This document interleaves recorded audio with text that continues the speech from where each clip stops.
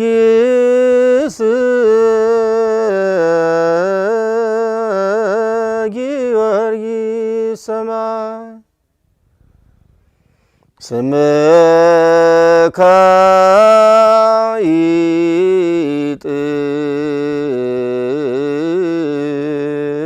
ይጥም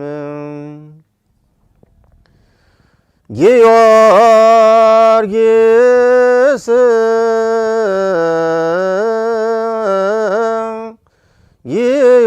ጊዮርጊስ ሰማይ። ከዚህ በመቀጠል ደግሞ በስንክሳሩ ላይ ያለውን የገናናውና የኃያሉ የሰማዕቱን የቅዱስ ጊዮርጊስን ገድል አነባለሁ።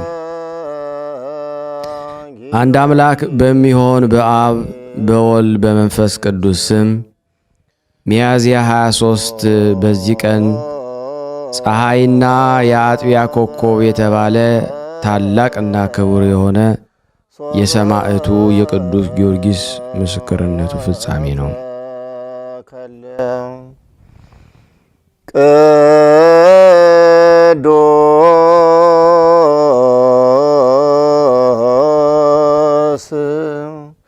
የዚህም ቅዱስ አባቱ መስፍን ነው።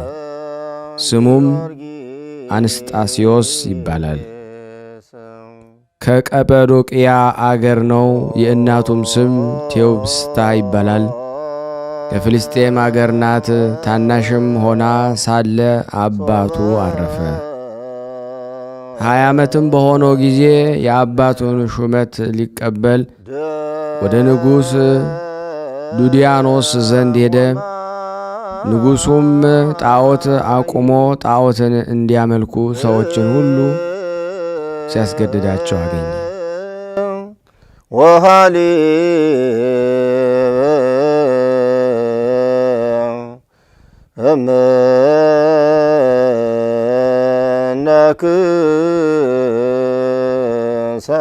ይህንን አይቶ ቅዱስ ጊዮርጊስ እጅግ አዘነ።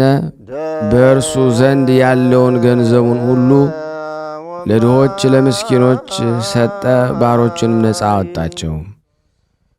ከዚህ በኋላ በንጉሥ ፊት ቆሞ በክብር ባለቤት በጌታችን ኢየሱስ ክርስቶስ ታመነ። ንጉሡም አባበለው፣ ብዙ ቃል ኪዳን ገባለት። እርሱ ግን አልተቀበለውም። ለመስማት እንኳ የሚያስጨንቅ ስቃይን አሰቃየው። ጌታችን ግን ያጸናዋል፣ ቁስሉንም ያድነዋል። 3 ጊዜም እንዲሞት እርሱም እንደሚያስነሳው በ4ተኛውም የምስክርነት አክሊል እንደሚቀበል ነገረው። ቃል ኪዳን ሰጠው። ስሙ በዓለሙ ሁሉ የተገለጠ ይሆን ዘንድ የተጋድሎና መከራ በመቀበልም ጽኑ በሆነ ስቃይም 7 ዓመት እንደሚኖር መላእክትንም እንደሚያገለግሉት ነገረው።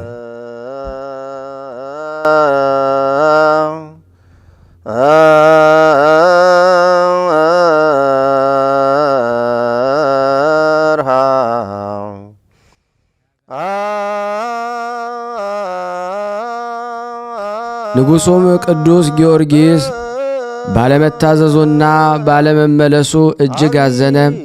ስለዚህም አትናሲዮስ የሚባል ታላቅ ሥራየኛ አመጣ።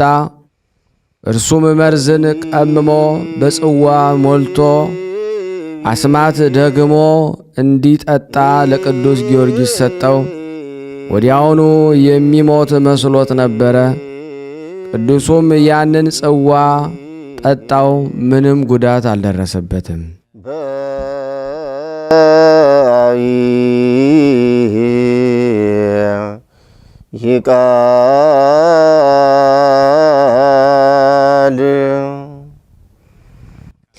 ያ መሰሪም በክብር ባለቤት በጌታ ኢየሱስ አምኖ በሰማዕትነት ሞተ።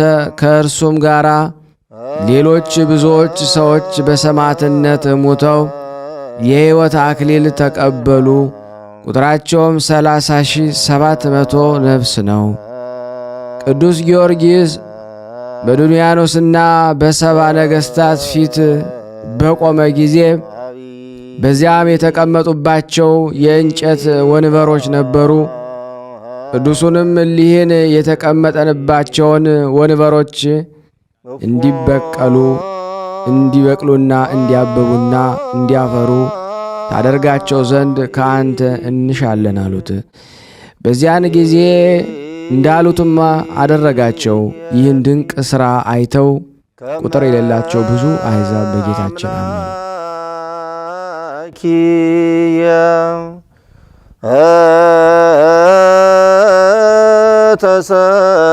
ተሰቅለ ዲበ ከዚህ በኋላ ቅዱሱን ወስደው በጉድጓድ ብረት ምጣድ ውስጥ አበሰሉት። አቃጥለው አሳርረውም ሥጋውንና አጥንቱን ፈጭተው አመድ አድርገው ከረጅም ተራራ ላይ በተኑት። ጌታችንም ነፍሱን ወደ ሥጋው መልሷት ደግሞ አስነሳው። ወደ ነገሥታቱም ተመልሶ በክብር ባለቤት በጌታችን ኢየሱስ ስም ሰበከ። ቁጥር የሌላቸው አሕዛብ አይተው አደነቁ። በጌታችን አምነው በሰማዕትነት ሞቱ። ነገሥታቱም ደግመው ሙታኖችን ብታስነሳ አምላክህ እውነተኛ አምላክ እንደሆነ እናውቃለን፣ በእርሱም እናምናለን አሉት። ቅዱሱም ጸለየ። ከጉድጓድም ውስጥ ወንዶችና ሴቶችን ጎልማሶችን አስነሳቸው።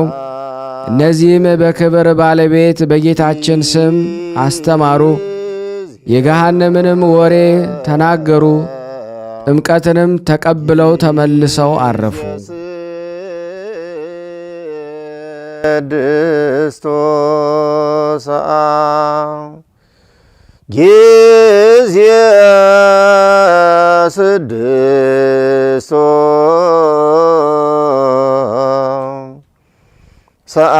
ከሃዲያን ነገሥታት ግን ሙታንን ያስነሳ አይደለም የረቀቁ ሰይጣናትን አሳየህ እንጂ ብለው ተከራከሩ። ከዚያም ከጭንቀታቸው ብዛት የተነሳ ከአንዲት ድሃ ቤት ዘንድ አስጠበቁት። እርሷም እንጀራ ልትለምንለት ወጣች። የእግዚአብሔር መልአክ በላዩ ከበጎ ነገር ሁሉ የተመላ ማዕድን አቀረበላት። የዚያችም በበለትም የቤቷ ምሰሶ ቅርንጫፏን አበቀለ። ታላቅ ጊዮርጊስም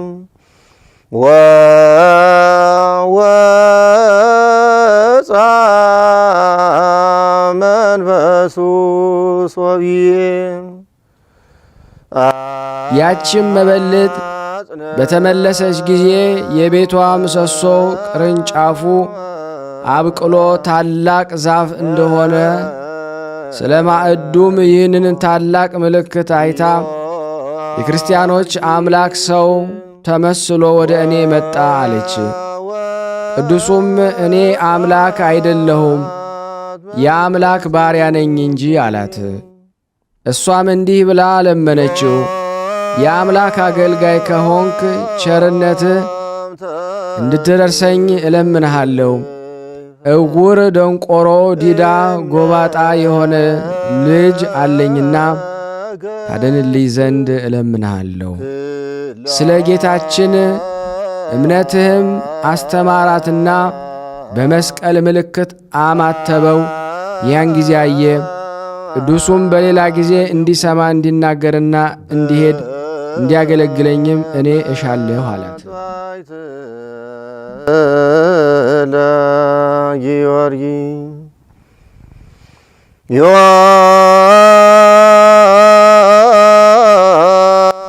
በዚያን ጊዜ ንጉሡ በእግሩ ሜዳ በአገሩ ሜዳ ውስጥ ሲዘዋወር ያችን ዛፍ አይቶ አደነቀ። ስለ እሷም ጠየቀ። ቅዱስ ጊዮርጊስ በእርሷ ዘንድ የተቀመጠባት የዚያች መበለት የቤቷ ምሰሶ እንደሆነች ነገሩት። ንጉሡም ተቆጣ። ቅዱሱንም ከዚያ ወስዶ አስገረፈው። በመንኰራኵርም አበራዩት። ሙቶም ከከተማው ውጭ ጣሉት። ጌታም ከሞት አስነሳው። ወደ ነገሥታቱም ተመለሰ። ንጉሡም አይቶ ደነገጠ፣ ስለ ሕይወቱም አደነቀ።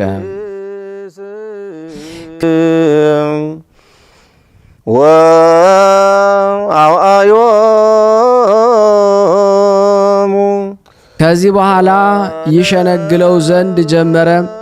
በመንግሥቱ ላይም ሁለተኛ ያደርገው ዘንድ ቃል ገባለት። ቅዱስ ጊዮርጊስም እየዘበተበት ነገ በጠዋት ለአማልክቶችህ መሥዋዕትን አቀርባለሁ፣ አንተም ሕዝቡ እንዲሰበሰቡ እዘዝ፣ እኔ ስሰዋ እንዲያዩ አለው። ንጉሡም እውነት የሚሰዋ መስሎት ደስ አለው። ወደ ቤተ መንግሥቱም እልፍኝ አስገብቶ አሳደረው።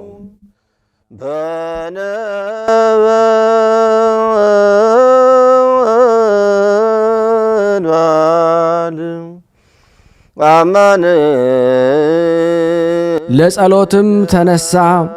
የዳዊትንም መዝሙር አነበበ።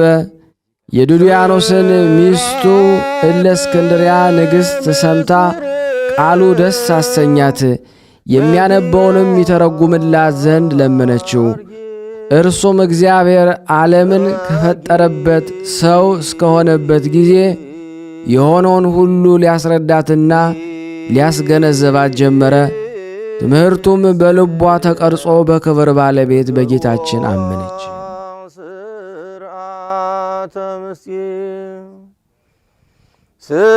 ስርዓተ ምስጢር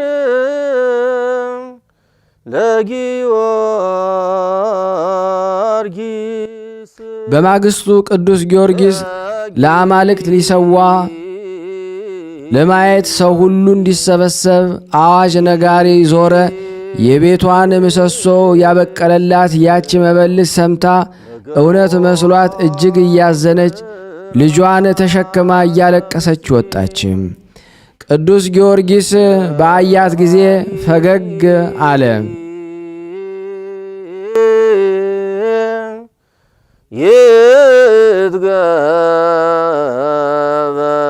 ይትገበር ዘሃሉ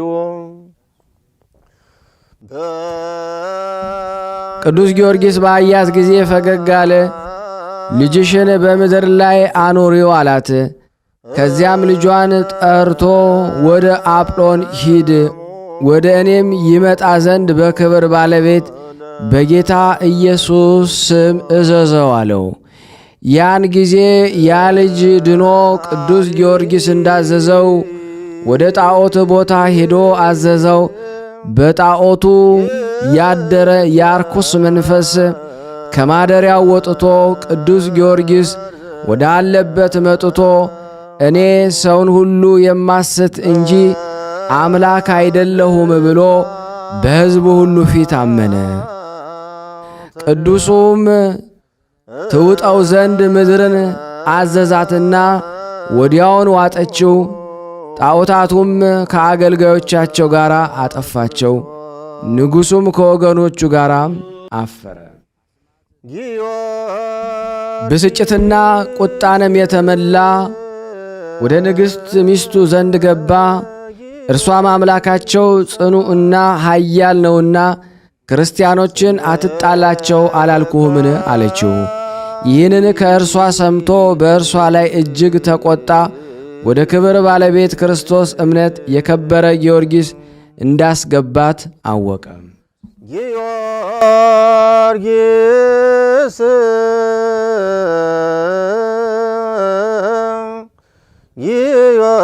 ጊዮርጊስ ሰማይ። ከዚህ በኋላ ከከተማው ውጪ እንዲጎትቷትና በመጋዝም እንዲሰነጥቋት አዘዘ። የሰማዕትነት አክሊልም በመንግሥተ ሰማያት ተቀበለች። በዚያም ጊዜ ጊዮርጊስ ሥራን ነገሥታቱ ሁሉ ደነገጡ። ኀፍረት ደግሞ እንዳይጨመርባቸው ከእነርሱ እንዲያርፍ ራሱን በሰይፍ ይቆርጡ ዘንድ እንዲጽፉ ንጉሥ ዱድያኖስን መከሩት። ያን ጊዜም የክብር ጊዮርጊስን ራሱ በሰይፍ ይቆርጡ ዘንድ አዘዘ። ድል አድራጊ ጊዮርጊስም እጅግ ደስ አለው። እሳት ከሰማይ ወርዶ 70ውን ነገሥታት ያቃጥላቸው ዘንድ መከራውም ከክርስቲያን ወገን ጸጥ ይል ዘንድ ጌታችን ለመነው። ወዲያው እሳት ወርዶ ከሰራዊታቸው ጋር 70ውን ነገሥታት አቃጠለቻቸው።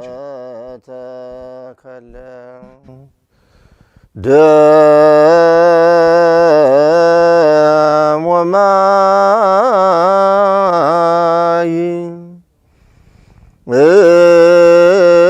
ከዚህም በኋላ የክብር ባለቤት ጌታችን ኢየሱስ ክርስቶስ ለቅዱስ ጊዮርጊስ ተገልጾ ብዙ ቃል ኪዳን ሰጠው። በምድር መታሰቢያን ለሚያደርግ ሁሉ እኔ ኀጢአቱን ሁሉ ደመስሳለሁ። በመከራም ውስጥ ሆኖ በባሕርም ሆነ በየብስ ወይም በደዌ በስምህ የሚለምነኝን እኔ ፈጥኜ ከመከራው አድነዋለሁ። ይህንን ጌታችን ተናግሮ በክብር ወደ ሰማይ ወጣ። ከዚህ በኋላ ራሱን ዘንበል አድርጎ በሰይፍ ቆረጡት። በሰማዕት በመንግሥተ ሰማያት አክሊልን ተቀበለ። ከአገልጋዮችም የቀሩት ሥጋውን ወስደው በልብስ ጠቀለሉት። ወደ አገሩ ልዳም ወሰዱት። ቤተ ክርስቲያን ሰርተው በውስጡ አኖሩት። ከእርሱም ቁጥር የሌላቸው ብዙዎች ድንቆች ተአምራቶች ተገለጡ። ለእግዚአብሔር ምስጋና ይሁን። የቅዱስ ጊዮርጊስ በረከቱ ረድኤቱ ሁላችን ክርስቲያን ወገኖች ከሥጋና ከነፍስ መከራ ይጠብቀን ለዘላለሙ አሜን። በዚህ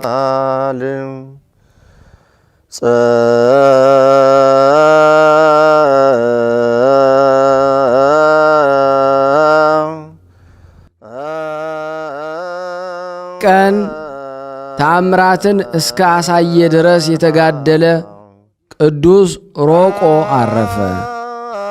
በአንዲት ዕለት ለጸሎት ቆሞ ሳለ የንዳድ ትንኝ ነደፈው። ቁስሉን እያሳየ በብዙ ለቅሶ ወደ ጌታችን ለመነ። ያን ጊዜ የክብር ባለቤት ጌታችን ኢየሱስ ክርስቶስ በደመና ላይ ተገለጠለት። በአንጻሩም ቆሞ ወዳጄ ሮቆ አትፍራ፣ ላድንህ ወደ አንተ መጥቻለሁና፣ ደግሞም የሮቆ አምላክ ኢየሱስ ከንዳድ በሽታ አድነኝ ብሎ በስምህ ለሚለምነኝ የንዳድ በሽታ በላዩ ላላመጣበት ላንተ ጋር ቃል ኪዳንን ላጸና መጣሁ አለው። ይህንን ብሎ በታላቅ ክብር ወደ ሰማይ አረገ። ቅዱስ ሮቆም በብዙ ገል ተጠምዶ ኑሮ በሰላም አረፈ። ለእግዚአብሔር ምስጋና ይሁን። እኛንም በዚህ ጻድቅ ልመና ይማረን። በረከቱ ከኔ ከናንተ ከሁላችን ሕዝበ ክርስቲያን ላይ ጸንቶ ለዘላለሙ ይኑር አሜን። ያቀረብነውን ጸሎት ልመናችንን እግዚአብሔር ይቀበለን። እንደ ቸርነቱ ነው እንጂ እንደኛ ኃጢአት ብዛት አይሁን።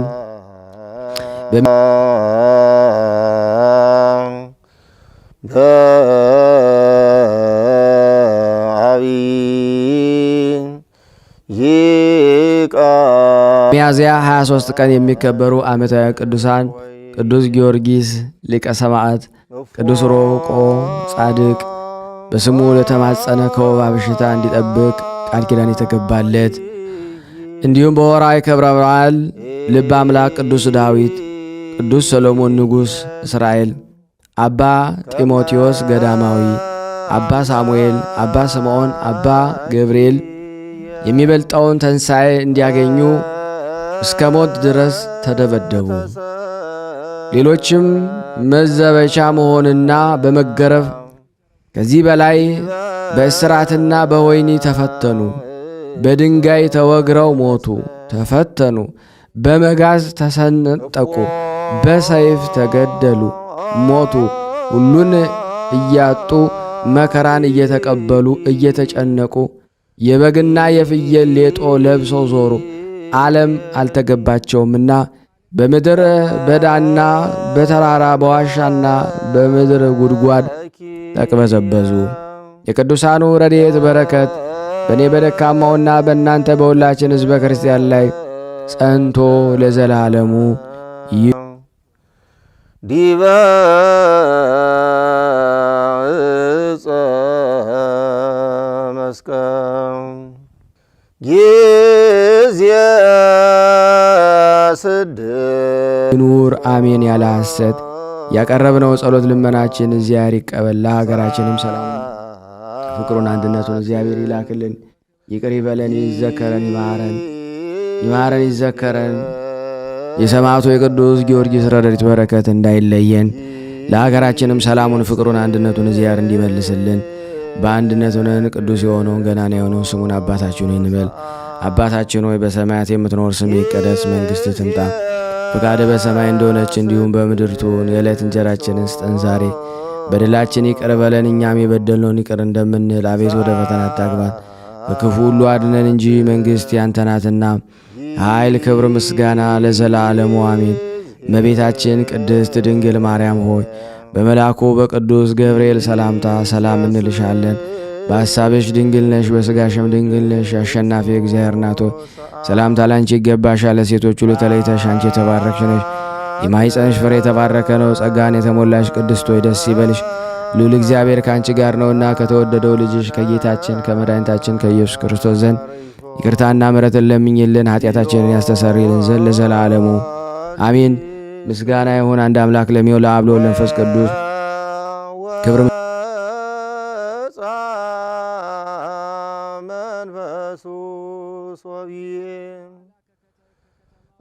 ምስጋና ይድረሰው። አነሳስቶ ላስጀመረን አስጀምሮ ላስፈጸመን ለልዑል እግዚአብሔር ክብር ምስጋና ይድረሰው። ለወላዲቱ ወዳጆች ተወዳጆች የሰማዕቱ የቅዱስ ጊዮርጊስ ረድኤት በረከት ለእኔና ለእናንተ በተለይ ደግሞ ለሌሎች ምእመን ይደርስ ዘንድ ይህን ዩቲዩብ ቻናላችንን በጽሞና ሁሉን በማዳመጥ እንዲሁም ላይክ በማድረግ ሰብስክራይብ ያላደረጋችሁ ሰብስክራይብ ያደረጋችሁ ሼር ያላደረጋችሁ እባካችሁ በቅዱስ ጊዮርጊስ ስም ሼር እንድታረጉ ለምእመናን እንድታደርሱልን ሳትሰለቹ ሁላችሁንም እንጠይቃለን። የቅዱሳኑ ረድኤት በረከት በእኔም በእናንተ ላይ ጸንቶ ይኑር ለዘላለሙ አሜን።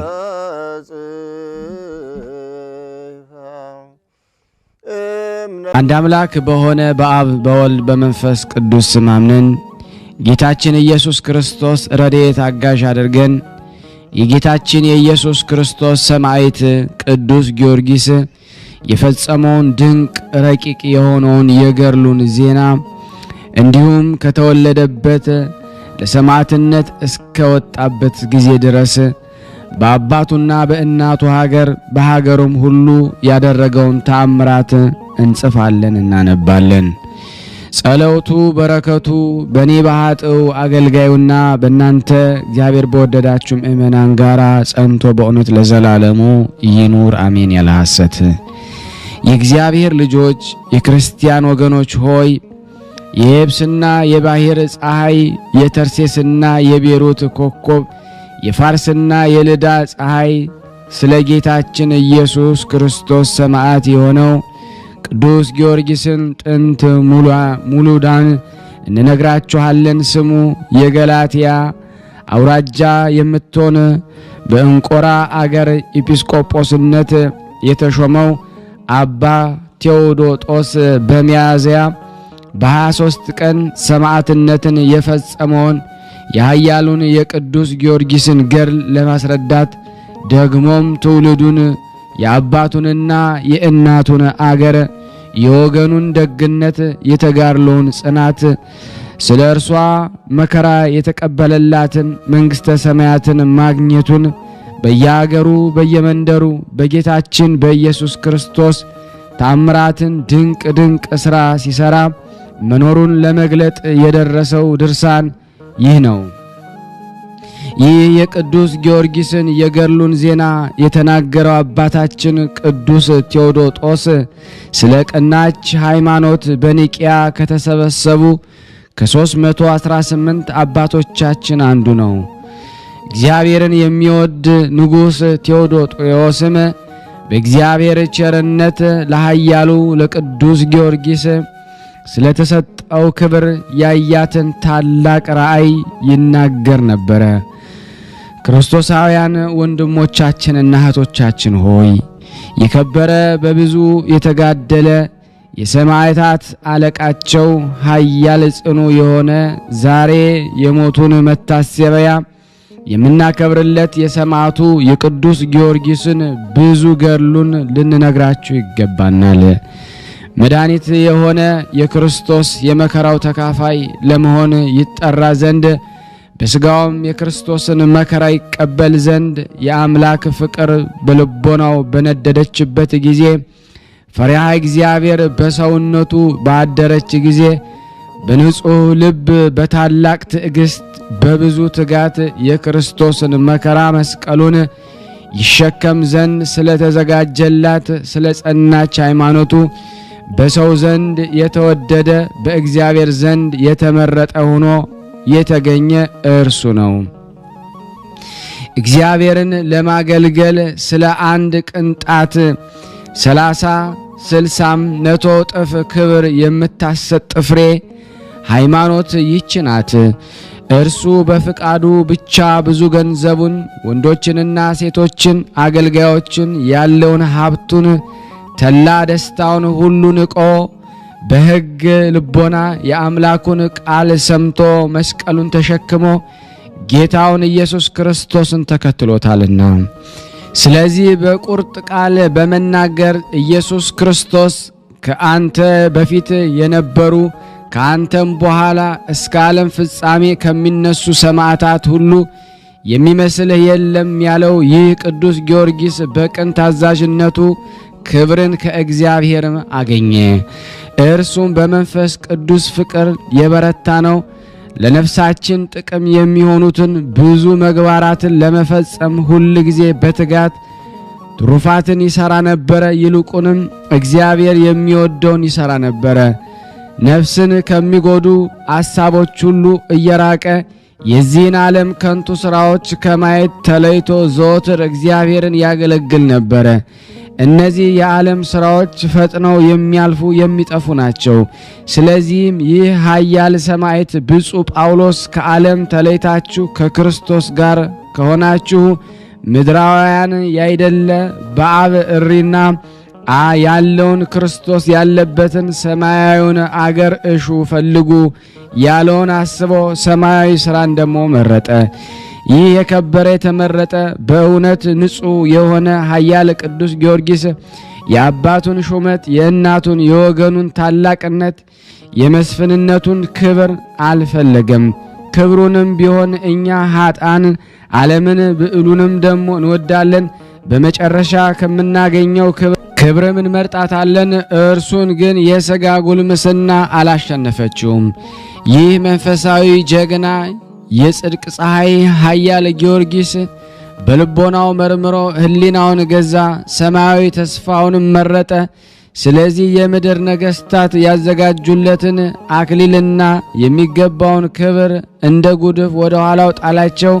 የሥጋ ፍቃዱን አላሸነፈችውም። ከወርቁ ከጨርቁም ከማንኛውም ፍቅር አልተሳሳተም።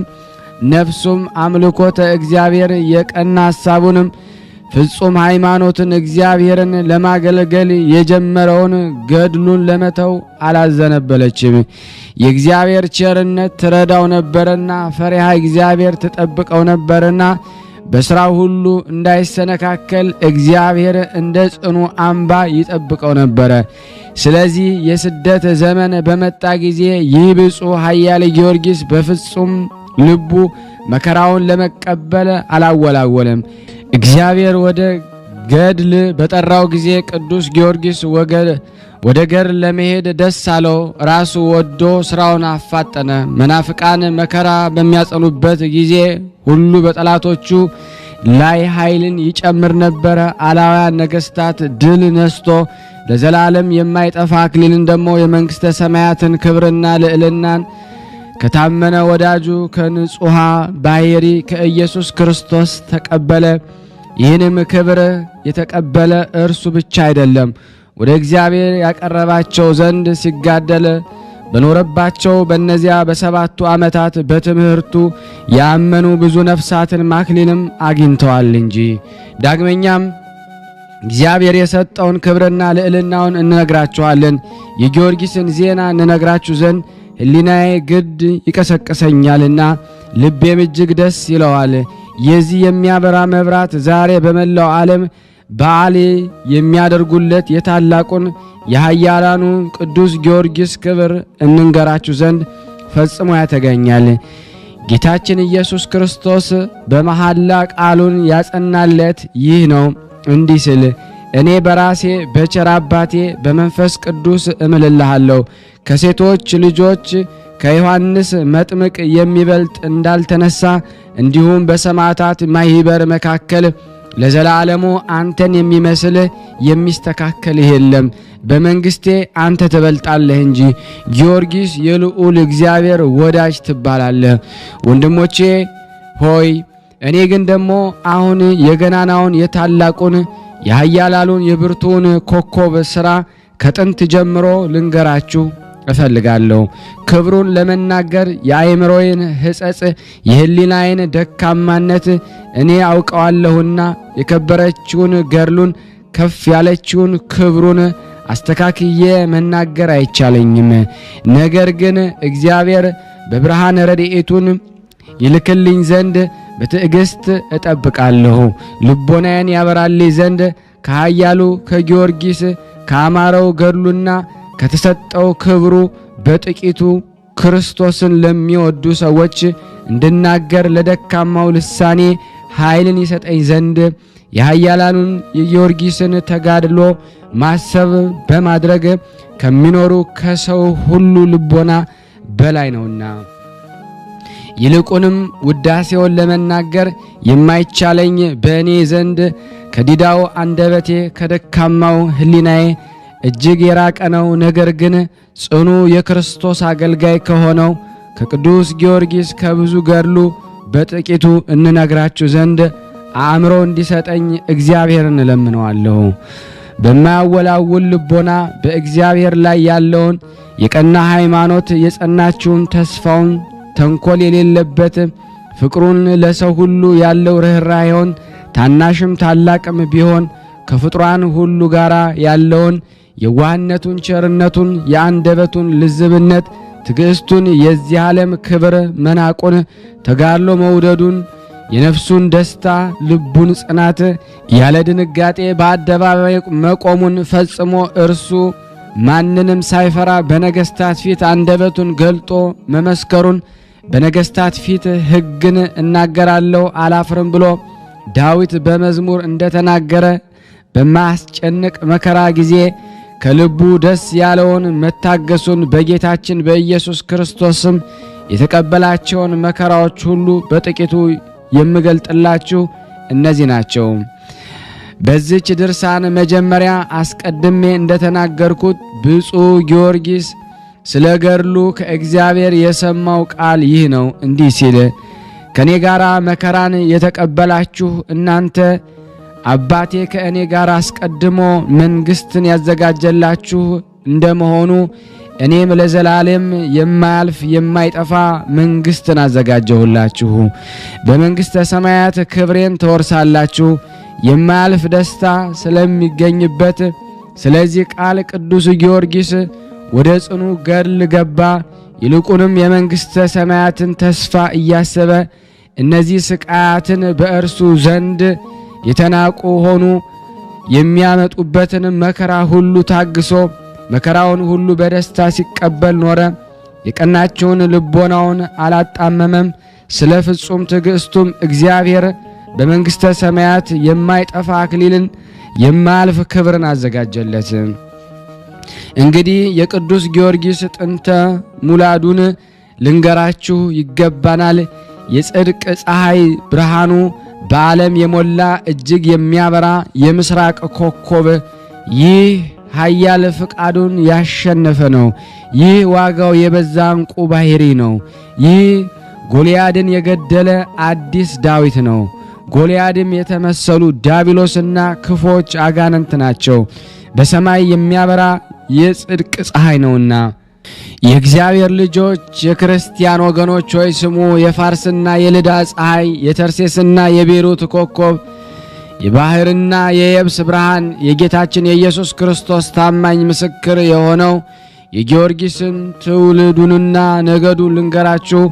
የሮም ዕፃ በምትሆን በቀጰዶቅያ አገር ያለ የአገረ ገዥ ልጁ ዞሮንቶስ የሚባል አንድ ሰው ነበረ። በእግዚአብሔር ፍቃድ ወደ ፍልስጤም አገር ሄደ። ወደ ኢያሪኮ ባሕርም ደረሰ። በመርከብም ተሳፍሮ ኢዮጴ ደረሰ። ኢዮጴ የፍልስጤም አውራጃ ናት። ፍልስጤም መልካም አገር ናት። ምድሩም ለምለም ናት። ዛፎቿም ረዣዥሞች ናቸው። ዘይቷም የሀገሩ ሁሉ ጣፋጭ ነው። ዞሮንቶስ ይህች አገር በአያት ጊዜ እጅግ ደስ አሰኘችው፣ በልቡም ወደዳት። በዚች በፍልስጤም አውራጃ ልዳ የምትባል አገር አለች። የብፁዕ የቅዱስ ጊዮርጊስ አባት ያ ሰው በዚች አገር ውስጥ ተቀመጠ። ስሙ በሮም ቋንቋ ዞሮንቶስ ይባላል፣ በግብፅ ቋንቋ አንስጣስዮስ ማለት ነው። ከተወለደባት አገሩ ይልቅ ይህችን አገር ወደዳት። ይህችም ቅድስት አገር ቅዱስ ጴጥሮስ በውስጧ ተመላልሶ በማስተማሩ የተቀደሰች ከተማም 8 ዓመት በሆነው በሽተኛና ደግሞ በሌሎች ቅዱሳን ላይ በጴጥሮስ እጅ ተአምራት የተደረገባት ናት። የሐዋርያትን ሥራ በሚናገር መጽሐፍ ከዚህ በኋላ ጴጥሮስ በልዳ ከሚኖሩ ቅዱሳን ዘንድ ይወጣ ይገባ ነበረ። በዚህም ከታመመው 8 ዓመት የሆነው ኤንያ የተባለ ሰው አገኘ። ጴጥሮስ ኤንያን ጌታችን ኢየሱስ ክርስቶስ ይቅር ብሎሃል፣ ተነስና አልጋህን ተሸክመህ ሂድ አለው። ያን ጊዜም ተነስቶ አልጋውን ተሸክሞ ሄደ። በልዳና በሲዶና የነበሩም እርሱን አይተው ወደ እግዚአብሔር ተመለሱ የሚል እንደተጻፈ፣ ስለዚህ ዞሮንቶስ በልዳ ሀገር ሊኖር ወደደ። የእግዚአብሔር ፍቃድ በዚች አገር እንዲኖር አደርገዋለችና።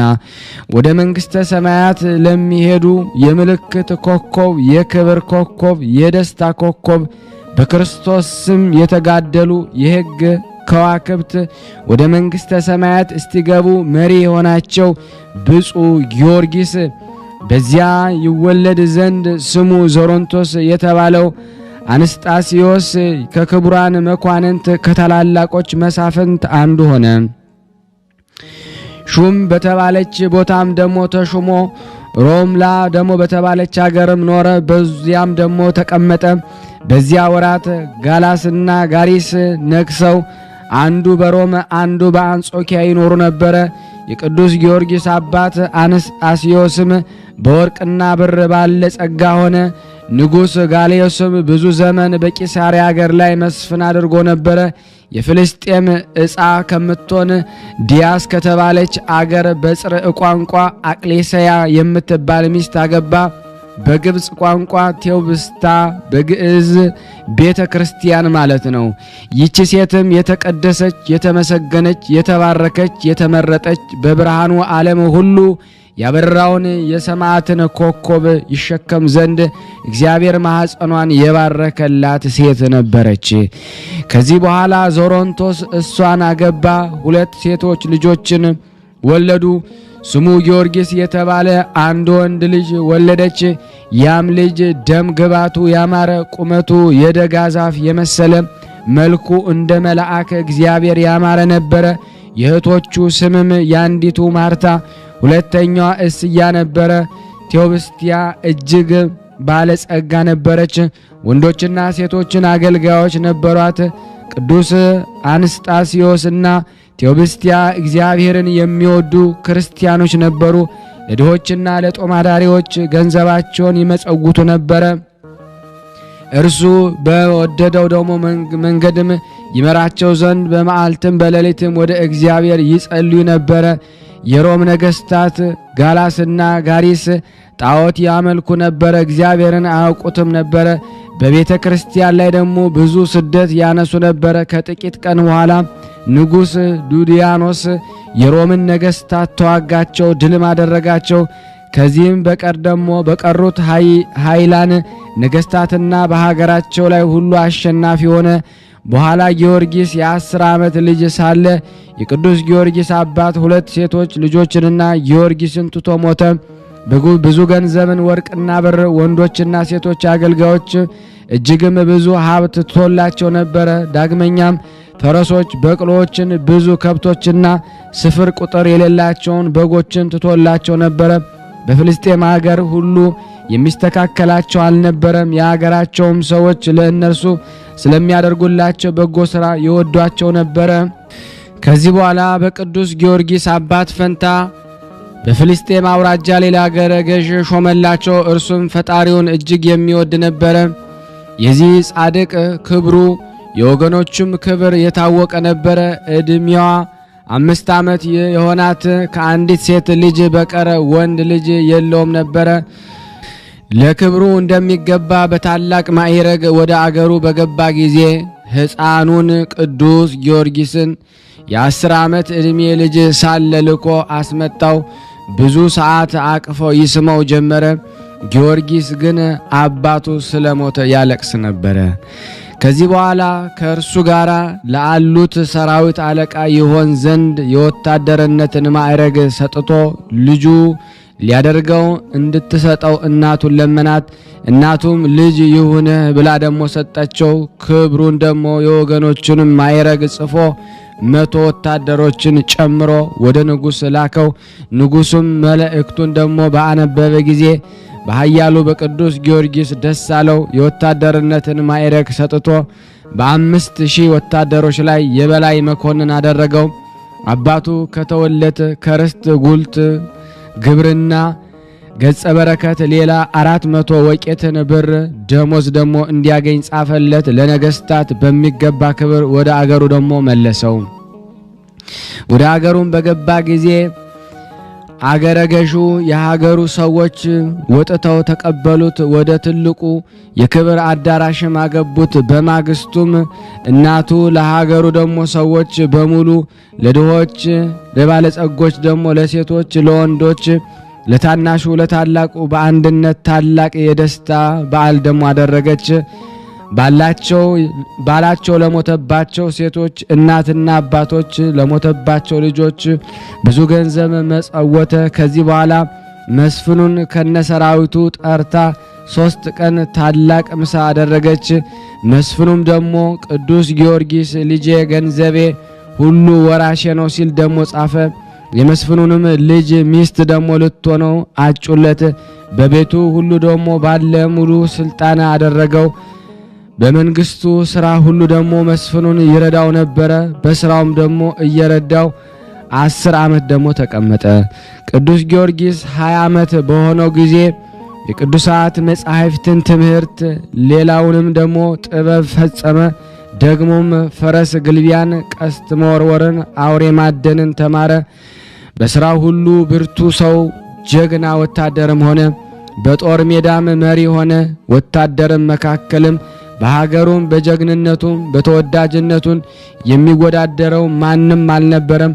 የእግዚአብሔር ጸጋ አድሮበት ነበርና ከብርታቱና ከጀግንነቱ የተነሳ ያየው ሁሉ እስኪያደንቀው ድረስ ዘወትር በግርማ ላይ ግርማ በኃይል ላይ ኃይል ይጨምርለት ነበረ። ወደ ሰልፍም በወጣ ጊዜ ሊዋጉት የመጡት ያዩትም ሁሉ ይፈሩት ነበረ። እርሱም በጠላቶቹ መካከል ፈረስ እየኮለኮለ የተመዘዘ ሰይፉን በእጁ ጨብጦ በቁጣ እኔ ኃያሉ ጊዮርጊስ ነኝ መጣሁላችሁ እያለ ያለ ድንጋጼ ወደ ሰፈራቸው ይገባ ነበረ።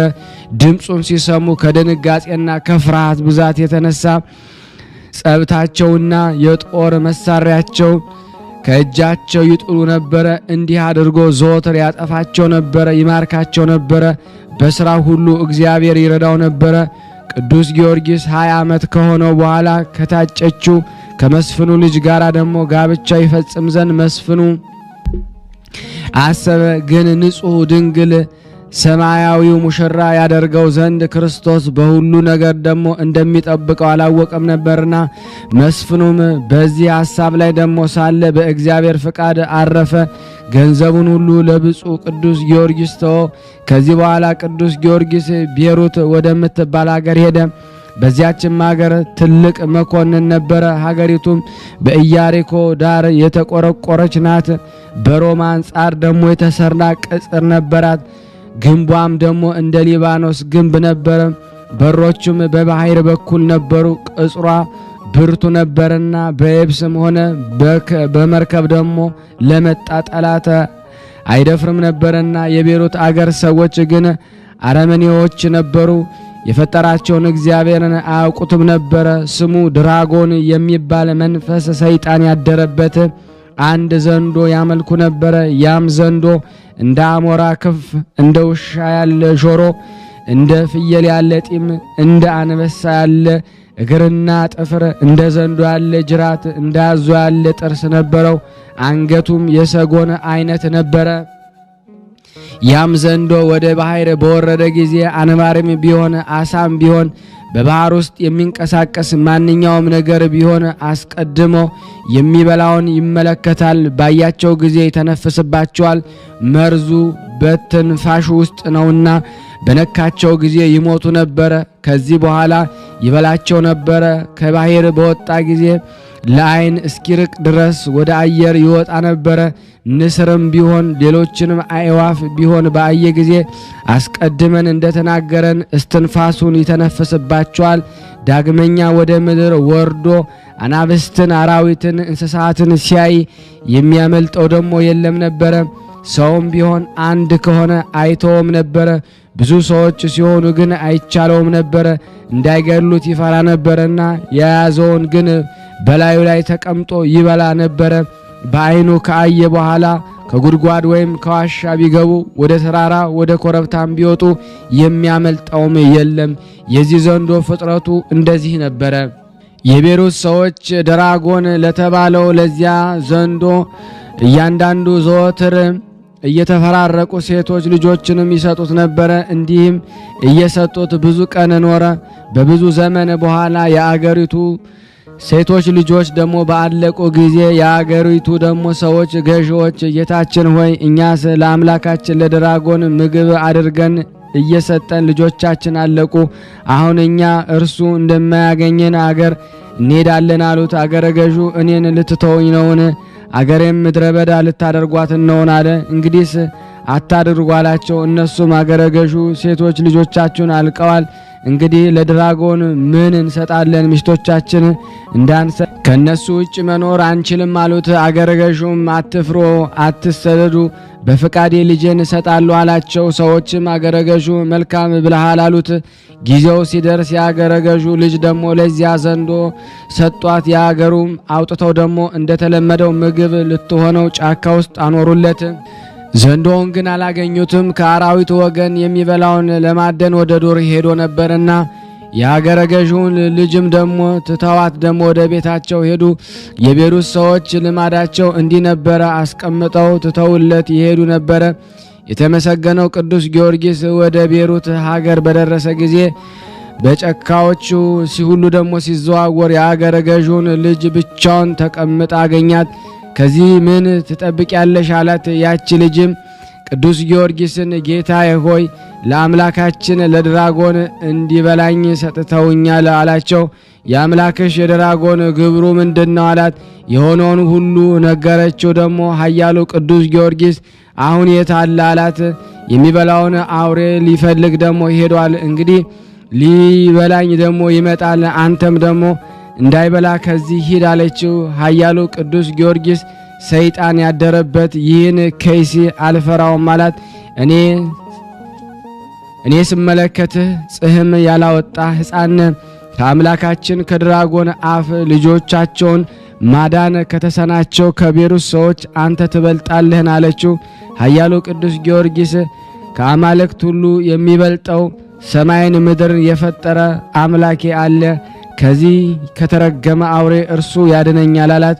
ከልጅቷ ጋር ይህን ሲነጋገር ያ ዘንዶ በእግሩ እየሰገረ መጣ። ኃይሉን ቅዱስ ጊዮርጊስ ባየው ጊዜ አንገቱን መዘዘ፣ ምላሱን አውለበለበ። በእርሱ ላይ ሊወረውር ትንፋሹንም ሊተነፍስበት ወደደ። በእግዚአብሔር ፍቃድ የመጣ መንፈስ ቅዱስ ያደረበት ንዑድ ክቡር ቅዱስ ጊዮርጊስ ግን ከዘንዶ ቁጣ የተነሳ አልደነገጠም። በሥላሴ ስም በመስቀል ምልክት አማተበበት እንጂ ያን ጊዜ ኃይሉ ደከመ፣ መርዙም ጠፋ።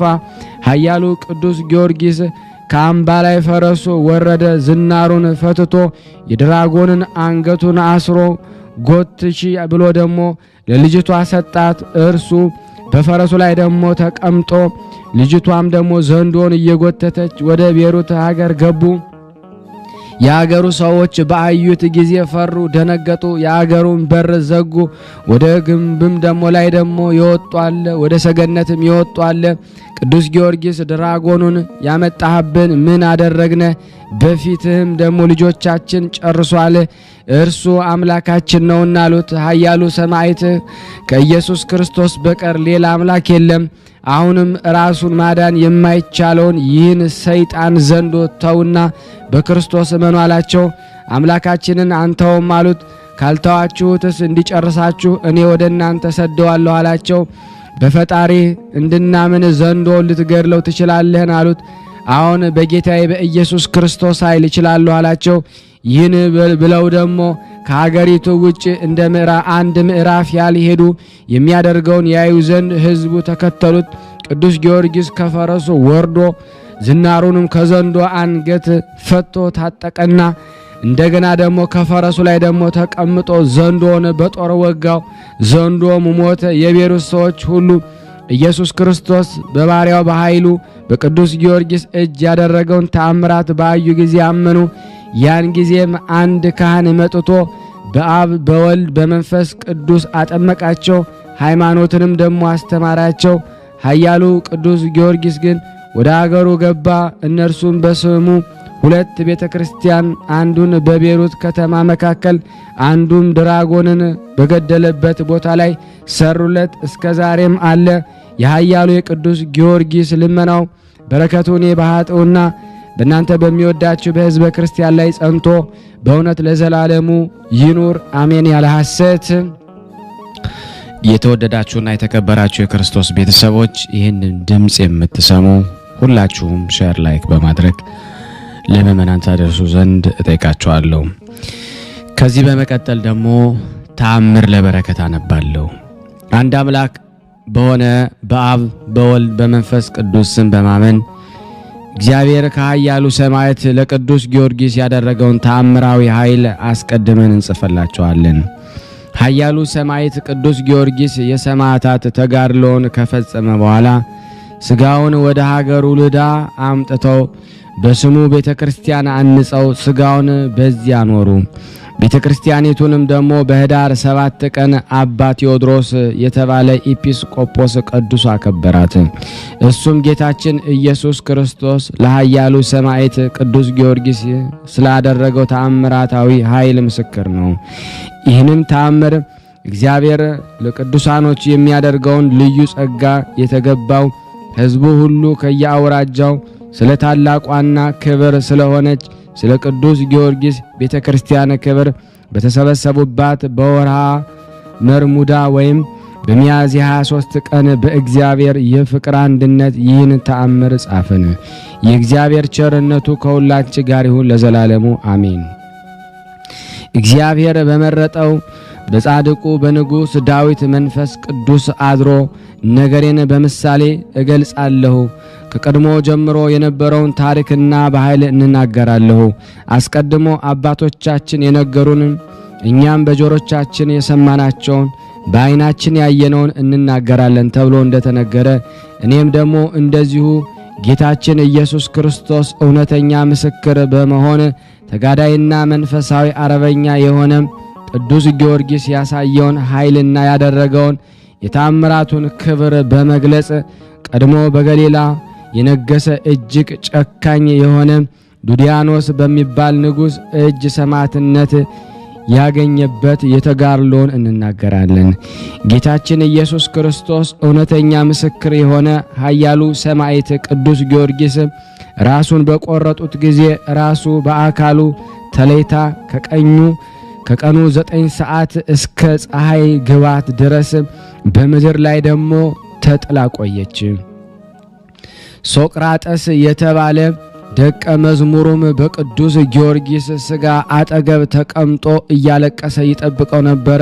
እነሆ ሁለቱ አሽከሮች የጌታቸው የቅዱስ ጊዮርጊስን የደህንነቱን ዜና ለመስማት መጡ። በመንገድ ያገኛቸውንም ደግሞ ሰዎች በዛሬው ዕለት እንደተገደለ በነገሯቸው ጊዜ ልብሳቸውን ቀደው አለቀሱ። ሥጋው ካለበት እስከሚደርሱ ድረስ ስለ ሁኔታው መጠየቅን አላቋረጡም። በአጠገቡ ተቀምጦ ያለቅስ የነበረውን ሶቅራጥስንም ደግሞ ከዚያ አገኙትና አብረው ለብዙ ጊዜ ሲያለቅሱ ቆዩ። ከዚያም የተቆረጠውን ራስ ወስደው ከሥጋው ጋር ባገናኙት ጊዜ አስቀድሞ እንደነበረ ሆነና ፈጽሞ እንዳልተቆረጠ ሆነ። ከዚያም ደግሞ ከእነሱ በአንዱ ልብስ ሥጋውን ገነዙትና ከከተማው ውጪ ባለ አዲስ መቃብር የቅዱሱን ሥጋ ቀበሩት። ሲነጋ ደግሞ መቃብሩን ሲጠብቁ አደሩ። በነጋም ጊዜ ወደ ገበያ ሄደው አዲስ የመገነዝ ልብስን ንጹሕ ዕጣን ገዝተው ደግሞ መጡና ከቀበሩበት አውጥተው የቅዱሱን ሥጋ በክብር ገነዙት። ሲገንዙትም ደግሞ ራሱ ልክ በሕይወት በነበረበት ጊዜ እንዳለ በሙሉ አካሉ ጋር ሆኖ አገኙት። የመቆረጥ ወይም የሰይፍ ስለት ያረፈበት ምልክት ከቶ አልታየበትም። አገልጋዮችም ፈጽሞ አደነቁ። ከዚህ በኋላ በሕይወት በነበረበት ጊዜ ጌታችን ኢየሱስ ክርስቶስ የሰጠውን ተስፋ እውነት እንደሆነና እግዚአብሔር ወደ እርሱ በክብር እንደ ጠራው ደግሞ ፈጽሞ ልቦናቸው ደግሞ አመነ። በሥጋውም ላይ ደግሞ ሽቶም ደግሞ አርከፍክፈው እንደ ሀገራቸው ልማድ ገንዘው በመደበኛ መቃብር ቀበሩትና መቃብሩን ሶቅራጥስ እንዲጠብቅ አድርገው ሁለቱ አገልጋዮች የቅዱሱን ሥጋ ወደ ሀገራቸው ለመውሰድ የቀን ሥራ እየሰሩ የመርከብ መሳፈሪያ ዋጋ ለማግኘት ወደ ከተማ ደግሞ ገቡ። ከሁለት ወር በኋላ ወደ ቅዱስ ጊዮርጊስ አገልጋዮች የእግዚአብሔር ቃል ስለመጣላቸው የሚሳፈሩበት መርከብ አግኝተው የቅዱሱን ሥጋ ደግሞ በመርከቡ ጭነው በእግዚአብሔር ቸርነት ኢዮጴ ከሚባል አገር ደረሱ። የመርከቡ አዛዦችና በመርከቡ የተሳፈሩ ነጋዴዎች ከልዳ ሀገር ወደ ምድረ ፋርስ የሄደው የጌታ ኢየሱስ ክርስቶስ ሰማዕት ቅዱስ ጊዮርጊስ ሥጋ በመርከቡ ላይ እንደተጫነ በተረዶ ጊዜ እንዴት የሰማዕትነት ክብር አገኘ በማለት ፈጽመው አደነቁ። ከቅዱስ ጋራ በታች ወድቀው እጅ ነሱ። እግዚአብሔርን በፍጹም ምስጋና አመሰገኑት።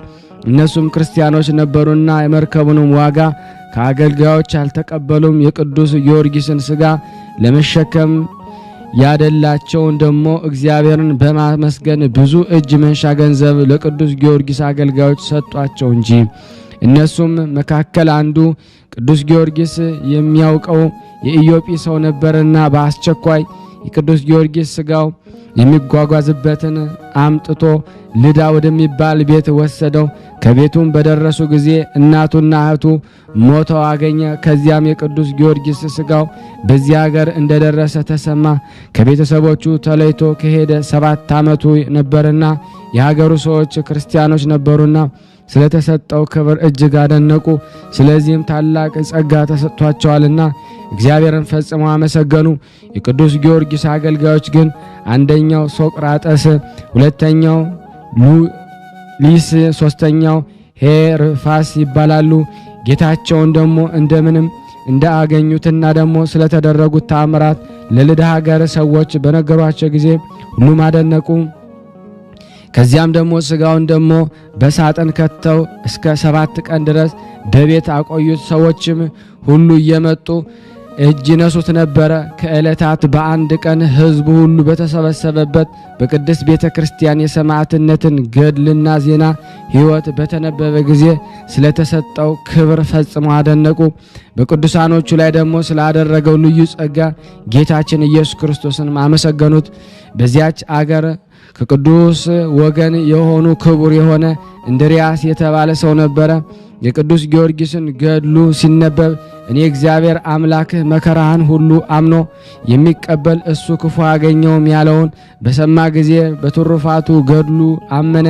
እኔ እግዚአብሔር አምላክህ እነሱ ደግሞ ስጋዊ ደማዊ መሆናቸው አውቃለሁና በችግር ላይ ደግሞ የወደቀ ቢኖር በጉዞ ላይ ወይም ደግሞ በሚያስፈራ የፍርድ አደባባይ ቢቆም ወይም ደግሞ በውሃ ሙላትና በባህር መጥለቅለቅ ወይም ደግሞ ከተራራ መውደቅ ወይም ደግሞ ልዩ ችግር ቢደርስበት የቅዱስ ጊዮርጊስን ስም ቢጠራ እኔ ከደረሰበት ክፉ መከራ ሁሉ አድነዋለሁ። የሰማዕትነትን መጽሐፍ ገድል የጻፈውን ያነበበውን የሰማውን የኔን የአባቴን የመንፈስ ቅዱስ ኃይል ያድርበታል። በሱ ላይ ክፉ ፍርድ ደግሞ ቢፈረድበት ስለ ስሜ ፍርዱን አስወግድለታለሁ። ስሙንም በሕይወት መጽሐፍ ጽፈዋለሁ። በስምህ በፈቃዱ መባ ቢያገባ ወይም ቢመጸውት እኔ ከባለሟሎቹ ጋር እኩል እቆጥረዋለሁ። ከዚህ ዓለም ደግሞ ለችግር አሳልፌ አልሰጠውም። በሚመጣውም ዓለም የሲኦልን ኩነኔ ፍርድ አያትም።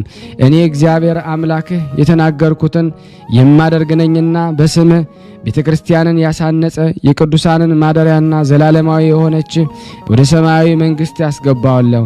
ሥጋ ባረፈበት ወይም በተቀበረበት በዚያ ልዩ ልዩ ተአምራቶችን ያደርጋሉ። ከምስራቅና ከምዕራብ እጅ መንሻ የያዙ ሥጋ ደግሞ ካረፈበት ቤተ ክርስቲያን ከተሰራበት ሰዎች ሁሉ ደግሞ ይመጣሉ ዘንድ ደግሞ አደርጋለሁ። ከአይሁድ ደግሞ ከሳምራውያንን ደግሞ ከፋርስ ወገን ከበረሃኛው ደግሞ ከቃኤል ልጆች ወገን ነፍሳቸው ደግሞ የምትድንበትን ለመፈለግ የሚመጡበት ሁሉ እኔ ፍጹም ደግሞ ዋጋቸውን እከፍላቸዋለሁ የሚለውን የቃል ኪዳን ደግሞ ሰምቶ አመነ። ይህም ፍጹም አማኝ የሆነ እንድርያስም ደግሞ እግዚአብሔር ለቅዱስ ጊዮርጊስ የሰጠውን ታላቅ ክብር ገድሉ ሲነበብ በሰማ ጊዜ እስራኤል የተባለ ያዕቆብ ደግሞ ልጁ ዮሴፍ በግብፅ አገር ባለሟልነትን ወይም ልዩ እንደራሴነትን ደግሞ እንዳገኘ አይቶ እንደ ተደሰተ ደግሞ እሱም ፈጽሞ ተደሰተ። እንድርያስም ፈጥኖ ሄዶ የጊዮርጊስን የሰማዕትነትን ገድል ጽፎ በቤተ መዛግብት ደግሞ አስቀመጠና እንዲህ አለ። ለበረከት የሆነን ዘንድ የወንድሜን በረከተ ገድል በቤቴ ማኖር ይገባኛል። ወንድማችን በሰይፍ ስለተገደለ የልብ ሐዘንና የህሊና ጸጸት ቢያደርስብንም ደግሞ እንኳን ዛሬ በፍጹም ደስታ እንደሰታለን። በሰማያት በጌታችን በኢየሱስ ክርስቶስ ዘንድ ታላቅ ክብርን አግኝቷልና እግዚአብሔርን በሚያስፈራ በፍርድ አደባባይ ኃጢአታችንን ይቅር ይለን ይምረን ዘንድ እሱ ይለምንልናል ይማልድንናል። በዚህ ትውልድ እንዲሁም አይተወንም። አሁንም ወንድሞቼ ሆይ ስሙኝ፣ ቤተክርስቲያኑም ደግሞ እንስራ ዘንድ እርዱኝ። የቅዱሱን ሥጋ በዚህ ደግሞ አሳርፈን በሀገራችን ላይ ደግሞ ለዘላለሙ ጸጋውን በረከቱ እናገኝ ዘንድ ለሕዝቡ ደግሞ አሳሰባቸው። ሕዝቡ ሁሉ ደስ ብሏቸው በአንድ ቃል እሺ እንዳልከን እናደርጋለን ሲሉ መልስ ሰጡት።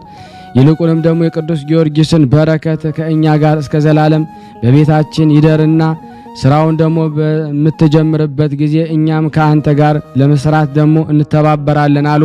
እንድርያስም ይህን ደግሞ ከሕዝቡ ዘንድ የተነገረውን ሰምቶ እጅግ ተደሰተ። ለቅዱስ ጊዮርጊስ ብጽዕት ደግሞ አድርጎ ለሱ ተስማሚ ባልሆነ ቦታ የቅዱስ ጊዮርጊስን ሥጋ መቃብር ደግሞ አይገባኝም በማለት እንደ እግዚአብሔር ፍቃድ ስራውን ጀመረ። የሀገሩ ሰዎች በስራው ሁሉ ይራዱት ነበረ። የእግዚአብሔር ስም የሚመሰገንበት በቅዱስ ጊዮርጊስ ስም ቤተክርስቲያኑን ሰርተው እስኪጨርሱ ድረስ የቅዱስ ጊዮርጊስን ሥጋ በዚያ ሀገር ደግሞ ወደምትገኝ ደግሞ ቤተክርስቲያን አኖሩት። እንደ ቃል ኪዳኑ ሥጋው ደግሞ አሳርፈው በስሙ ቤተክርስቲያን ደግሞ የሚያንጹበትን ቦታ በደረሱ ጊዜ የቤተክርስቲያኑን ደግሞ መሰረት ደግሞ ያኖሩ ዘንድ ከቸር አባቱ ከአብ ማህያው ከሆነ በባህሪ ሕይወቱ ከመንፈስ ቅዱስ ጋር ለዘላለሙ ክብር ምስጋና ይሁንና በጌታችን በኢየሱስ ክርስቶስ አጋዥነት ለቤተክርስቲያኑ ሕንጻ በቂ የሚሆነውን ቦታ መለካት ጀመሩ። የቅዱስ ጊዮርጊስ በረከቱና ሀብት ረድኤቱ ከሁላችን ጋር ለዘላለም ይኑር አሜን። ልቦናዬን በጎ ነገርን አሰበ፣ መዋቲ አንደበቴም የጊዮርጊስን ተአምር መናገር ጀመረ። በቤተ ክርስቲያኑን ለመስራት ስሙንም ደግሞ ለመጥራት የምሕረትን ቃል ኪዳን ምስክርነት ከወልድ ባገኘ ጊዜ የጊዮርጊስን ቤተ ክርስቲያን ለማነጽ እንድርያስ ልቡን አስጨክኖ በትጋት ተነሳ። አቤቱ በምሕረትህ አስበን። አምላከ ጊዮርጊስ አምላከ ጊዮርጊስ አምላከ ጊዮርጊስ አሜን። ውድና የተወደዳችሁ የክርስቶስ ቤተሰቦች አሁንም ለምእመናን ላይክ ሼር በማድረግ አስተላልፉ። ከዚህ በመቀጠል ደግሞ እንደ እግዚአብሔር በጎ ፍቃድ መልካም በበለቡ እርምጃዬን ለማሰነካከል የሚመክሩ ለእግሮቼም ደግሞ ወጥመድ የሚዘረጉ በመንገዴ ላይ ደግሞ እንቅፋት የሚያኖሩ መተተኞች ወጥመድ እንዳልጠመድ ለኃያላኑ ኃይሉን ስለ ዕድል አድራጊው ስለ ቅዱስ ጊዮርጊስ ብለህ አካባቢን በማዳን ሐጹር አስከብራት። አሜን አሜን። አምላከ ጊዮርጊስ እርዳን፣ አምላከ ጊዮርጊስ እርዳን፣ አምላከ ጊዮርጊስ እርዳን። የቀረብነውን ጸሎታችንን ልመናችን እግዚአብሔር ተቀበለን። እንደ ቸርነቱ ነው እንጂ እንደኛ ኃጢአት ብዛት እንዳይሆን ሁላችንም በያለንበት ተጠብቀን ዘንድ እንዲህም ብለን ቅዱስ ልጅህ እንዳስተማረን አባታችን ሆይ በሰማያት የምትኖር ስምህ ይቀደስ፣ መንግሥትህ ትምጣ፣ ፍቃድህ በሰማይ እንደሆነች እንዲሁም በምድር ትሁን። የዕለት እንጀራችንን ስጠን ዛሬ፣ በደላችን ይቅር በለን እኛም የበደልነውን ይቅር እንደምንል፣ አቤቱ ወደ ፈተና አታግባን ከክፉ ሁሉ አድነን እንጂ መንግሥት ያንተ ናትና ኃይል፣ ክብር፣ ምስጋና ለዘላለሙ አሜን። እመቤታችን ቅድስት ድንግል ማርያም ሆይ በመልአኩ በቅዱስ ገብርኤል ሰላምታ ሰላም እንልሻለን። በሐሳብሽ ድንግል ነሽ፣ በሥጋሽም ድንግል ነሽ። የአሸናፊ እግዚአብሔር እናት ሆይ ሰላምታ ላንቺ ይገባሻል። ከሴቶች ሁሉ ተለይተሽ አንቺ የተባረክሽ ነሽ፣ የማኅፀንሽ ፍሬ የተባረከ ነው። ጸጋን የተሞላሽ ቅድስት ሆይ ደስ ይበልሽ፣ ልዑል እግዚአብሔር ካንቺ ጋር ነውና ከተወደደው ልጅሽ ከጌታችን ከመድኃኒታችን ከኢየሱስ ክርስቶስ ዘንድ ይቅርታንና ምሕረትን ለምኝልን ኃጢአታችንን ያስተሰርይልን ዘንድ ለዘላለሙ አሜን። ምስጋና ይሁን አንድ አምላክ ለሚሆን ለአብ ለወልድ ለመንፈስ ቅዱስ ዛሬም ዘወትርም ለዘላለሙ አሜን። የቅዱሳን ዝክር ተከታታዮች ሁላችሁም ሼር ላይክ በማድረግ ለምእመናን እንድታደርሱ በቅዱስ ጊዮርጊስ ስም ጠይቃቸዋል። ከዚህ በመቀጠል ደግሞ ስንክሳር ዘወራ ሐምሌ 23 ቀን የሚነበበውን በሥላሴ ስም አነባለሁ። አንድ አምላክ በሆነ በአብ በወልድ በመንፈስ ቅዱስ ስም ሐምሌ 23 ቀን ቅድስት መሪና ሰማዕት ሆነች። የዚችም ቅድስት የአባቷ ስም ዳኪዎስ ነበረ። እርሱም በአንጾኪያ ሀገር ለጣዖታት ካህናት አለቃ ነበረ። ያን ጊዜ ንጉሡም ከሃዲው ዳኪዎስ ነበረ። 5 ዓመት በሆናት ጊዜ እናቷ ሞተች። አባቷም ከከተማ ውጭ ለምትኖር ሞግዚት ሰጣት። እርሷም ክርስቲያናዊት ነበረች። የክርስቶስ የሆነ ሃይማኖትን ትምህርትን ሁሉ አስተማረች። 15 ዓመት በሆናት ጊዜ አባቷ ሞተ።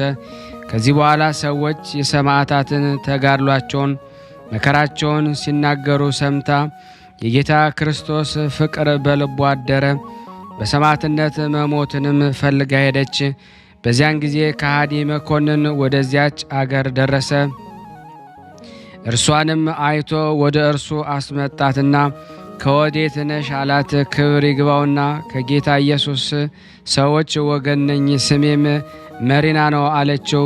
ደም ግባቷም ለሕይዋንም አይቶ መታገስ ተሳነው። እሽ ትለው ዘንድ በብዙ ነገር አባበላት። እሷ ግን ረገመችው፣ የረከሱ አማልክቶችን ረገመች። ያን ጊዜ በብረት ዘንጎች ይደበድቧት ዘንድ ደሟ እንደ ውሃ እስኪፈስ ሕዋሳቱን ይቆራርጡ ዘንድ አዘዘ። ያን ጊዜ ወደ ጌታ እግዚአብሔር ጸለየች። የመላእክት አለቃ ቅዱስ ሚካኤል መጥቶ አዳናት። ሁለተኛም ወደ ወህኒ ቤት ያስገቧት ዘንድ አዘዘ። ጌታችንም ወደ ሰማይ አውጥቶ የቅዱሳን ሰማዕትነትን የጻድቃንን ማደሪያዎች አሳይቶ ወደ ቦታዋ መለሳት። በማግስቱም ስጋዋን በመጋዝ እንዲሰነጥቁ ጎኖቿንም እንዲሰነጣጥቁና በእስር ቤት እንዲጥሏት አዘዘ። ያን ጊዜ የመላእክት አለቃ ቅዱስ ሚካኤል መጥቶ አዳናት። በወህኒ ቤት ውስጥ ቆማ ስትጸልይ እጅግ የሚያስፈራ ታላቅ ዘንዶ ወደ እርሷ መጣ። ባየችውም ጊዜ ደነገጠች፣ ሰውነቷ ሁሉ ተንቀጠቀጠ፣ መናገርም ተሳናት። ያን ጊዜ በእጆቿ በመስቀል ምልክት አምሳል እንደ ተዘረጉ በልቧም ስትጸልይ ወደ እርሷ ቀርቦ ዋጣት። ያን ጊዜ ሆዱ ተሰንጥቆ ያለ ጉዳት ወጣች። እግዚአብሔርንም አመሰገነችው። ሁለተኛም በጥቁር ሰው አምሳል ሰይጣን አየችው። እጆቹም በጉልበቶቹ ላይ ተጨብጠው ነበረ። ፊቷንም በመስቀል ምልክት አማትባ በራሱ ጠጉር ይዛ ደበደበችው፣ በእግሮቿም ረገጠችው። ያን ጊዜ ክብር ይግባውና የጌታ የኢየሱስ ክርስቶስ ዕፀ መስቀል ተገለጠላት። በላዩ ነጭ እርግብ ተቀምጣ እንዲህ ብላ አነጋገረቻት። መሪና ሆይ የመንፈስ ቅዱስን የጸጋ አርቦን ተቀበለሻልና ደስ ይበልሽ።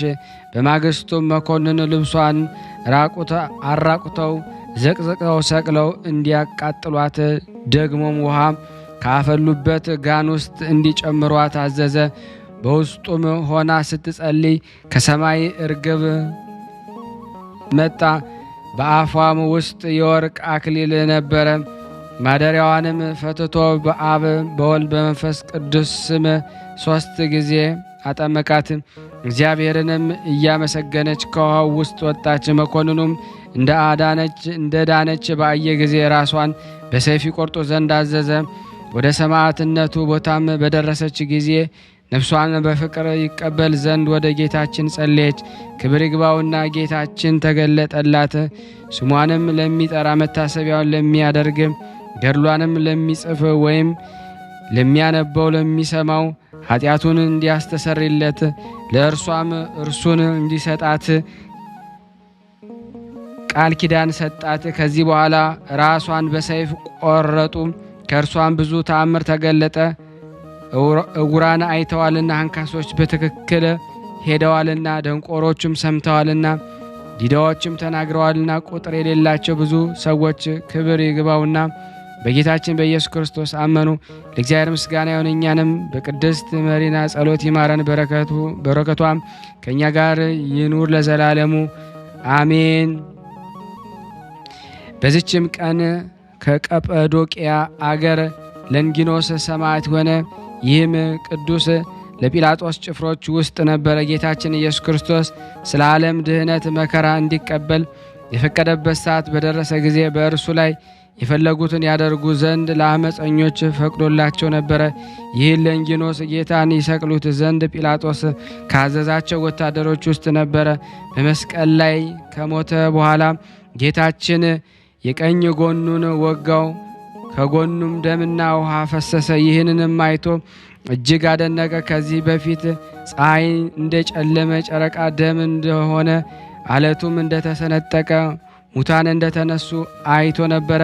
ጌታችን በተነሳ ጊዜ ትንሣኤውን የሆነውን ሰምቶ ይህንን ምስጢር ይገልጥለት ዘንድ ወደ እግዚአብሔር ጸለየ። ሐዋርያው ጴጥሮስ ላከለት። እርሱም ነቢያት ስለ ጌታችን ስለ መከራው፣ ስለ መስቀሉ፣ ስለ መሞቱ፣ ስለ መነሳቱ፣ ስለ እርገቱ ትንቢት እንደተናገሩ ነገረው። እርሱም ከቅድስት ድንግል በሥጋ ተወልዶ ዓለምን ለማዳን የመጣ የሕይወት እግዚአብሔር ልጅ ክርስቶስ እንደሆነ አስረዳው። ያን ጊዜ በቅዱስ ጴጥሮስ ቃል አመነ። የምድራዊ ንጉሥ አገልግሎቱንም ትቶ ወደ ቀጰዶቅያ ሄደ። በውስጧም ክብር ይግባውና በጌታችን በኢየሱስ ክርስቶስ ስም እንደ ሐዋርያት ሰበከ። አይሁድም በጠላትነት ተነሱበት፣ በመሳፍንትም ዘንድ ከሰሱት፣ በላዩም የሐሰት ምስክር አስነሱበት። ስለዚህ ራሱን በሰይፍ አስቆረጡት። የሰማዕትነትን አክሊል በመንግሥተ ሰማያት ተቀበለ። ለእግዚአብሔር ምስጋና ይሁን። እኛንም በቅዱሳን ጸሎት ይማረን ለዘላለሙ አሜን። በዚች ቀን የአብጥልማዎስ መታሰቢያው ነው። በረከቱ ከኔ ከእናንተ ከሁላችን ሕዝበ ክርስቲያን ላይ ጸንቶ በእውነት ለዘላለሙ ይኑር አሜን። ያለ ሐሰት ለሀገራችንም ሰላሙን፣ ፍቅሩን፣ አንድነቱን እግዚአብሔር ይመልስልን። ታሞ በሆስፒታል፣ ታሞ በቤታቸው፣ ታሞ በጸበል ስፍራ ጠያቂ አጥተው በመንገድ በስደት ዓለም ያሉትን ሁሉ እግዚአብሔር ይፈውስልን። የታሰሩትን እግዚአብሔር ያስፈታልን። እንደ ቸርነቱ ነው እንጂ እንደኛ ኃጢአት ብዛት እንዳይሆን ሁላችንም በአንድነት ሆነን ቅዱስ የሆነውን ስሙን አባታችን ሆይ ብለን እንጥራ። አባታችን ሆይ በሰማያት የምትኖር ስምህ ይቀደስ፣ መንግስትህ ትምጣ፣ ፈቃድህ በሰማይ እንደሆነች እንዲሁም በምድር ትሁን። የዕለት እንጀራችንን ስጠን ዛሬ፣ በደላችን ይቅር በለን እኛም የበደልነውን ይቅር እንደምንል፣ አቤት ወደ ፈተና አታግባን ከክፉ ሁሉ አድነን እንጂ መንግስት ያንተ ናትና፣ ኃይል፣ ክብር፣ ምስጋና ለዘላለሙ አሜን። እመቤታችን ቅድስት ድንግል ማርያም ሆይ በመልአኩ በቅዱስ ገብርኤል ሰላምታ ሰላም እንልሻለን። በሐሳብሽ ድንግል ነሽ፣ በስጋሽም ድንግል ነሽ። የአሸናፊ እግዚአብሔር እናት ሆይ ሰላምታ ላንቺ ላንቺ ይገባሻል። ከሴቶች ሁሉ ተለይተሽ አንቺ የተባረክሽ ነሽ፣ የማኅፀንሽ ፍሬ የተባረከ ነው። ጸጋን የተሞላሽ ቅድስት ሆይ ደስ ይበልሽ፣ ልዑል እግዚአብሔር ከአንቺ ጋር ነውና ከተወደደው ልጅሽ ከጌታችን ከመድኃኒታችን ከኢየሱስ ክርስቶስ ዘንድ ይቅርታና ምሕረትን ለምኝልን ኃጢአታችንን ያስተሰርይልን ዘንድ ለዘላለሙ አሜን። ምስጋና ይሁን አንድ አምላክ ለሚሆን ለአብ ለወልድ ለመንፈስ ቅዱስ ዛሬም ዘወትርም ለዘላለሙ አሜን። ስናነብ የጎደለውን የነጠበውን በአፈ መላእክት ሞልቶ ይቀበለልን።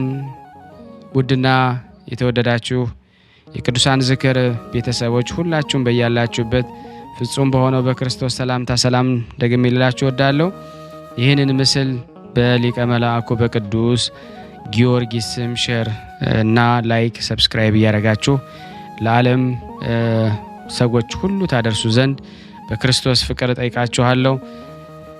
እንደዚሁም ደግሞ መመስከር ለምትፈልጉ ስልክ ቁጥሬን እዚህ አስቀምጣለሁ።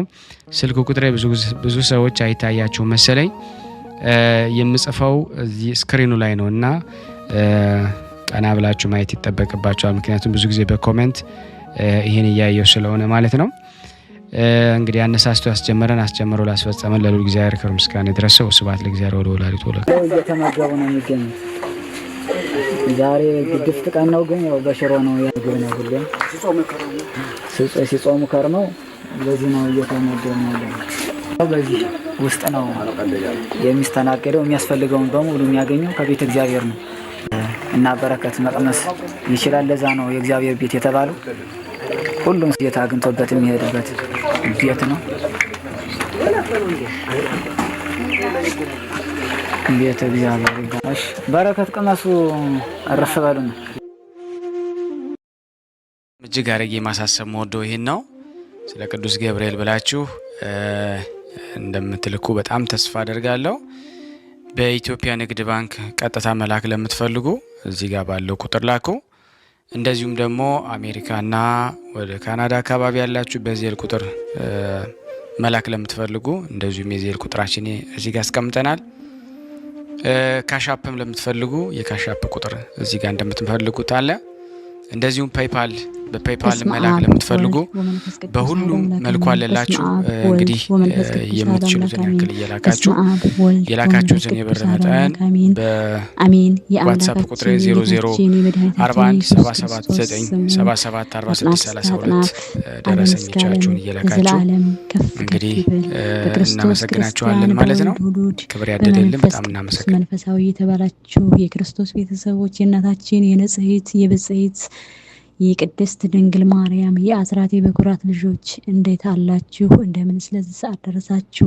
በያላችሁበት የሰዓት አቆጣጠራችሁ በሙሉ የእግዚአብሔር ፍቅርና ሰላም ከእናንተ ጋር ይሁን እላለሁ። በልዑል እግዚአብሔር ስም ሰላም እላችኋለሁ።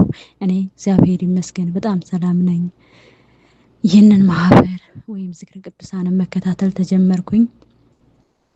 እኔ ከአንድ ዓመት 6 ወር አካባቢ ይሆነኛል። እግዚአብሔር ይመስገን፣ ክብር ምስጋና ይገባዋል። ክብሩን ይውሰድ። ከዚህ ማህበር እኔ ብዙ ነገርን አግኝቻለሁ፣ ብዙ ነገርን አትርፌያለሁ። እግዚአብሔር ይመስገን፣ ክብር ምስጋና ይሁን ለጌታችን ለመድኃኒታችን ለኢየሱስ ክርስቶስ እና ውድ ቤተሰቦቼ እግዚአብሔር ይመስገን ከዚህ ቀደም መስክሬ ተላልፎልኛል። ክብሩን እሱ ይውሰድ።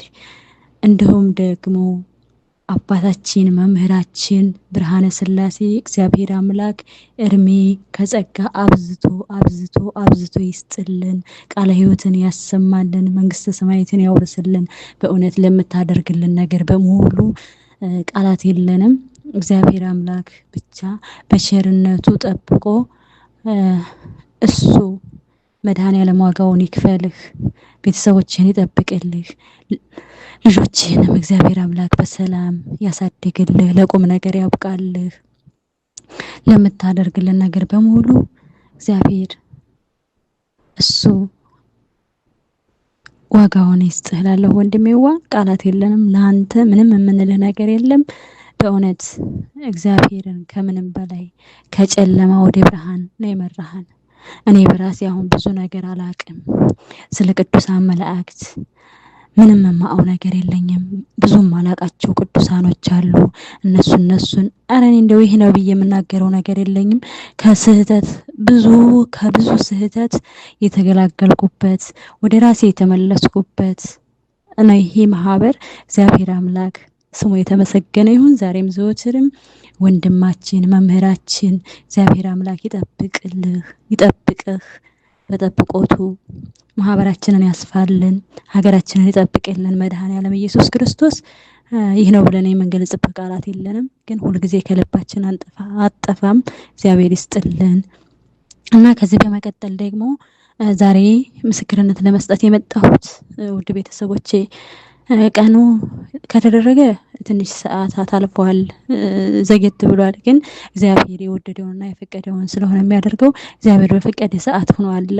እግዚአብሔር ይመስገን።